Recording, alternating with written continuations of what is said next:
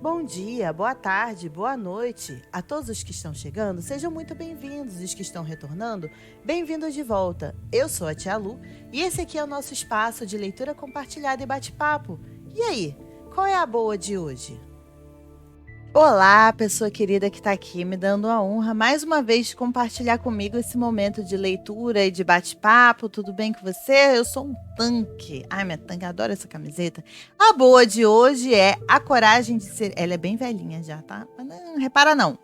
Não repara a bagunça, gente. A Coragem de Ser Imperfeito, de Brené Brown.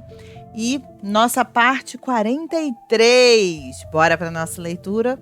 Então, a gente estava falando sobre a diferença entre culpa, o que eu chamo de responsabilidade e vergonha, e sobre como vergonha tem a ver com aquilo que você é, o que veio de fábrica no seu kit, e responsabilidade, que ela chama de culpa, tem a ver com o que você faz, com as escolhas que você toma. Quando Ellen estava no jardim de infância, a professora dela me telefonou certa tarde e disse: agora entendi totalmente o que você faz. Ao lhe perguntar a razão, ela me contou que naquela mesma semana tinha olhado para Ellen, que estava toda suja de tinta na aula de arte, e dito: Ellen, você é uma sujinha. Minha filha ficou muito séria e reagiu: eu posso ter feito sujeira, mas eu não sou sujinha. Charlie também assimilou a diferença entre vergonha e culpa. Quando peguei nossa cadela procurando comida na lata do lixo, eu a repreendi dizendo: menina má! Charlie apareceu de repente gritando: Daisy é uma boa menina que fez uma má escolha. Nós a amamos, só não aprovamos suas escolhas. Gente, se você aplicar, juro pra você, se você aplicar isso no seu convívio com as crianças, se você for pai ou mãe, avó, tio, tia, padrinha, padrinho, professor, professora, cuidador, você vai babar, você vai ver uma diferença acontecendo, tá? Se você começa a aplicar o conceito de a diferença entre o que uma pessoa é e a escolha que ela faz, você vai ver porque a criança ela assimila isso com uma facilidade, vocês não têm ideia.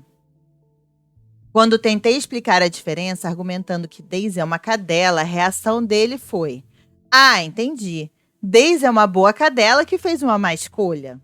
Em nenhum momento ele descartou a questão da escolha. Só que ela não era uma boa menina, ela era uma boa cadela. A vergonha é dolorosa para as crianças porque ela está intimamente ligada ao medo de não serem amadas. Para as mais novas e, portanto, mais dependentes, não se sentirem amadas é uma ameaça à sobrevivência, é um trauma. Então aqui, esse trechinho é muito importante, porque a vergonha que tem a ver com o que você é, como é que faz, né? Transformar isso é muito mais difícil, né? Claro que a gente pode transformar aquilo que a gente é, o que vem no nosso kit, mas para uma criança isso é muito mais difícil dela lidar, porque é muito mais difícil dela saber por onde que ela vai trilhar. Ela não tem um ferramental teórico, prático da vida, né? Mas sobre escolha, ela consegue enxergar isso mais fácil. Ah, então eu poderia ter escolhido não correr aqui na escada para não quebrar o vaso da mamãe. Então, quando a gente fala, né, você fez uma escolha ruim, né? Não quer dizer sobre o que ela é. Uma escolha ela pode fazer outra com muito mais facilidade do que mudar aquilo que ela é. Então, isso ameaça menos a sua sobrevivência, o fato de serem amadas. Estou convencida de que a razão pela qual a maioria de nós regride aos sentimentos infantis quando passa alguma vergonha é porque o cérebro armazena as experiências de vergonha como traumas. E quando elas são reativadas, nós retornamos àqueles lugares. Não temos uma pesquisa neurobiológica para confirmar isso, mas coletei centenas de entrevistas que revelam o mesmo padrão. Não sei o que aconteceu, meu chefe me chamou de idiota na frente da equipe e eu não disse nada. De repente, me vi na sala de aula da professora do 4º ano e fiquei completamente mudo. Foi impossível encontrar uma boa resposta. Meu filho errou o segundo arremesso de lance livre e eu enlouqueci. Eu sempre disse que nunca iria fazer com o meu filho o que meu pai fez comigo. Mas lá estava eu, gritando com ele na frente do time. Não sei como isso aconteceu. No capítulo 3, aprendemos que o cérebro processa a rejeição social e a vergonha da mesma maneira que processa a dor física. Suspeito que teremos algum dia provas científicas para confirmar a minha hipótese sobre as crianças armazenarem vergonha como trauma, mas enquanto isso posso afirmar sem hesitação que as experiências de vergonha na infância afetam nossa autoestima e mudam quem somos e a maneira como nos enxergamos. Podemos nos esforçar para não usar a vergonha como instrumento de educação, mas nossos filhos ainda assim vão se deparar com ela no mundo exterior. A boa notícia é que quando os filhos entendem a diferença entre vergonha e culpa, responsabilidade, e descobrem que estamos interessados e abertos para conversar sobre essas experiências, eles ficam muito mais propensos a dividir conosco as dificuldades porque possam estar passando com professores, treinadores, babás, avós e outros adultos que têm influência em suas vidas. Isso é de importância crucial porque nos dá a oportunidade de visualizar a vergonha como se fosse uma fotografia. Costumo usar um álbum de fotografias como metáfora para falar do impacto que a vergonha tem sobre as crianças. Como pais, uma vez que aprendemos sobre a vergonha, descobriremos que sim, nós envergonhamos nossos filhos. Isso acontece, até mesmo com pesquisadores. Por conta da gravidade das consequências da vergonha, também começaremos a nos preocupar que os episódios de vergonha que acontecem fora do ambiente doméstico possam moldar a personalidade de nossos filhos, apesar de nossos esforços em família. E esses episódios acontecerão. Insultos, humilhações e provocações são fatos corriqueiros na sociedade cruel em que vivemos. A boa notícia, porém, é que temos muita influência sobre o poder de que essas experiências têm ou deixam de ter na vida das crianças. Muitos de nós se lembram de episódios de vergonha da infância que pareceram determinantes. Porém, é mais provável que nos recordemos deles porque não processamos essas experiências com pais e mães que estivessem abertos para conversar sobre a vergonha e comprometidos a nos ajudar nesse enfrentamento. Eu não culpo mais meus pais por isso, assim como não julgo minha avó por me deixar viajar no banco da frente do carro. Eles não tinham acesso às informações que temos hoje. Sabendo o que sei agora, penso sobre vergonha e valorização nos seguintes termos. Isto é o álbum e não as fotografias. Se abrirmos um álbum de fotografias e muitas das páginas contiverem fotos ampliadas de acontecimentos vergonhosos, fecharemos o álbum e nos afastaremos pensando: a vergonha definiu esses momentos. Se, por outro lado, abrirmos o álbum e identificarmos algumas poucas fotos pequenas de episódios de vergonha, cercadas por imagens de felicidade, esperança, luta, enfrentamento, coragem, fracasso, sucesso e vulnerabilidade, os episódios de vergonha se tornarão apenas parte de uma história maior. Não serão eles que definirão o álbum.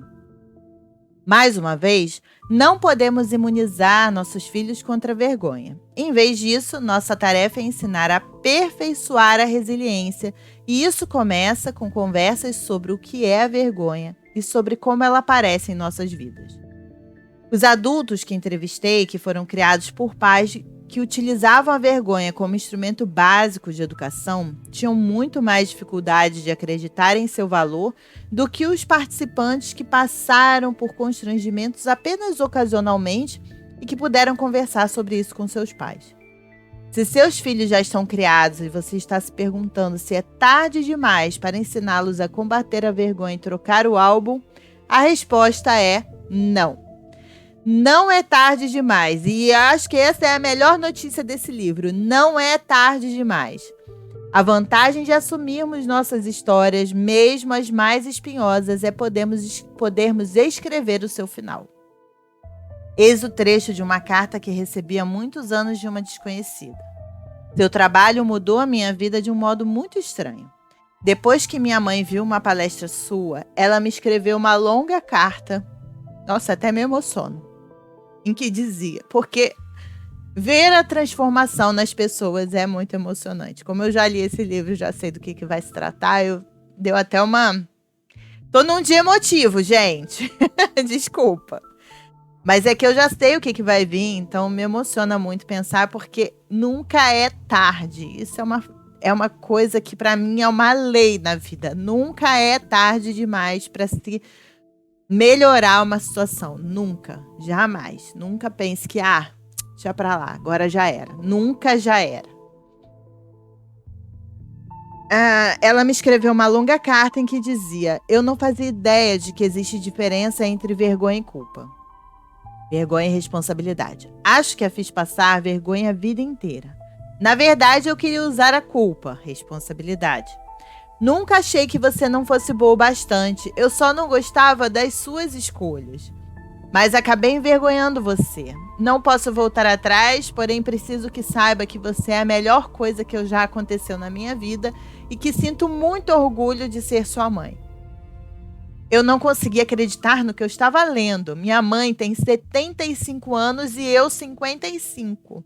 Essa confissão me trouxe cura e mudou tudo, inclusive a maneira como trato os meus próprios filhos. Além de ajudar nossos filhos a entenderem a vergonha e usarem a conversa interna da culpa em vez da conversa interna da vergonha, devemos ser bem cuidadosos em relação ao escoamento da culpa, da questão da responsabilidade. Mesmo que não deixemos nossos filhos constrangidos, a vergonha ainda estará presente em nossas vidas de maneiras que podem ter um forte impacto sobre a nossa família. Basicamente, é impossível exigir que as crianças enfrentem a vergonha melhor do que nós. Posso estimular Ellen a amar o próprio corpo, mas o que realmente conta são as constatações que ela faz sobre o relacionamento que eu tenho com o meu corpo. Posso aliviar as inquietações de Charlie em relação ao beisebol, dizendo que ele não precisa saber de tudo para começar a jogar, mas será que ele observa em mim ele observa a mim e Steve tentando coisas novas, cometendo erros e falhando sem sermos muito autocríticos? Por último, normalizar é uma das ferramentas mais poderosas de combate à vergonha que podemos oferecer aos filhos. Como expliquei no capítulo anterior, normalizar significa ajudar nossos filhos a saber que eles não estão sozinhos e que nós já vivenciamos muitas das mesmas dificuldades por que estão passando. Isso vale para ocasiões sociais, mudanças no corpo, situações de vergonha, sentimentos de rejeição e a vontade de ser corajoso apesar do medo. Algo sagrado acontece quando olhamos para nossos filhos e dizemos: eu também. Ou quando contamos uma história pessoal que tem algo em comum com o desafio que eles estão enfrentando. E assim a gente vai ficando com a nossa leitura por aqui. E aí, você tá gostando? Você gostou desse trecho? Você também deu um engasguinho aí? Porque é sensacional pensar que a gente pode mudar a nossa trajetória e melhorar o nosso rumo a qualquer momento. Nunca já era. Nunca, jamais. Né? Tem uma frase que a gente gosta muito, que você pode não poder voltar atrás e fazer um novo começo, mas você sempre pode começar agora e fazer um novo final. Então é com essa frase que a gente vai encerrando. Se você está gostando, deixa aqui o seu like, por favor. Isso ajuda muito aqui o nosso projeto. Se inscreve aqui no canal, vem se juntar à nossa família de leitores e estudantes. Aqui embaixo tem os links das minhas redes sociais, Twitter e Instagram. Me segue por lá. E aqui em cima tem uma playlist com todos os trechos já lidos de A Coragem de Ser Imperfeitos, tá bom? Muito obrigada mesmo pela sua companhia. Espero que você fique bem. A gente se vê no próximo vídeo. Um beijo e tchau. Tchau!